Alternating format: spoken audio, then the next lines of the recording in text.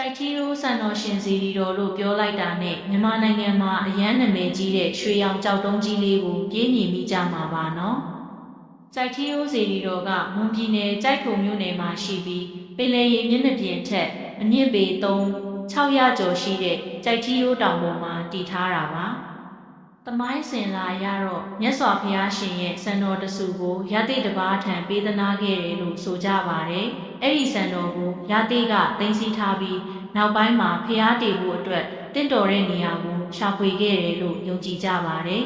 ။နောက်ဆုံးမှာတော့ရတိရဲ့ဥကောင်းပုံစံနဲ့ဆင်တူတဲ့ကြောက်တုံးကြီးတစ်တုံးကိုရှာတွေ့ခဲ့ပြီးအဲ့ဒီကြောက်တုံးပေါ်မှာစံတော်ရှင်စီရီကိုတည်ထားခဲ့တယ်လို့ရှေးဟောင်းယုံကြည်ချက်တွေအရသိရပါတယ်။